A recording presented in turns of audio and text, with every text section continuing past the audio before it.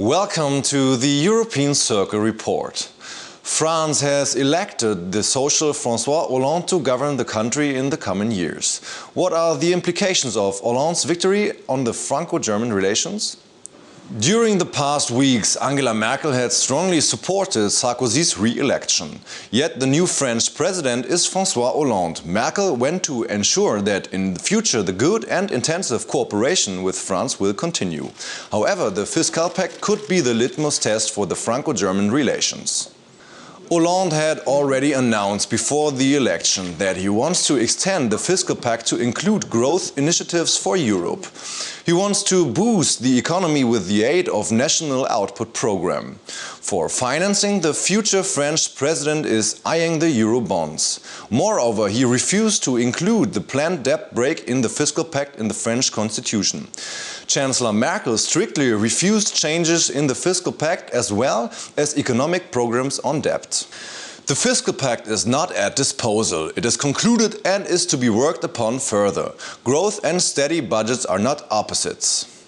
Instead of economic programs, Merkel is banking on structural reforms and a limited use of EU funds. The European investment banks could play a central role in it. After Hollande's electoral win, the first signals of approach have already been sent out. Merkel spoke about the necessity of a growth agenda. Foreign Minister Guido Westerwelle ensured support for a growth pact.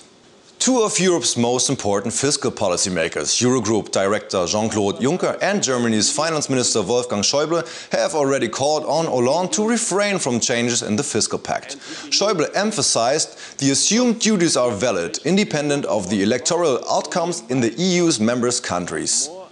Hollande's campaign manager, Pierre Moscovici, seems driven to work against the speculations of a rough patch between Berlin and Paris. He emphasized that Merkel was the first to call Hollande and congratulate him on Sunday evening. On 15th May, when Hollande will officially take charge of the office, he will personally visit Merkel in Berlin. He would be received with open arms, Merkel announced. The recent parliamentary elections in Greece came as a huge humiliation for conservatives and the socialists. Extremist parties, on the other hand, were the major winners. After the failure to build a government, the European Union is now preparing itself as the consolidation strategy in Athens must now be negotiated from scratch again. Just 24 hours after the election in Greece, Antonis Samaras declared the government formation as failed. The leader of the strongest Grecian party, Nea Dimokratika, was unable to form a coalition government with any other party.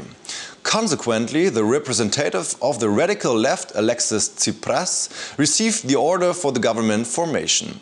But the exploratory negotiations between the radical left and other parties was also called off without any result.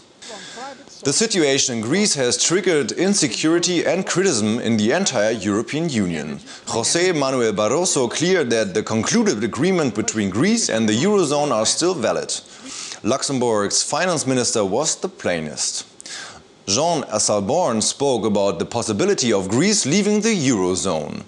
No country will release even a part of the 130 billion emergency credit when there is no government which sticks to the rules. That won't be acceptable to any democracy in Europe, said the Luxembourgian foreign minister. In spite of the uncertain situation, the Euro crisis funds confirmed on Wednesday that Greece would get a further monetary aid of 5.2 billion euros. Although original 5.2 billion euros were planned, but a report by the Euro crisis funds disclosed that Greece won't need more money before June. That was the report for the week. Goodbye till next time.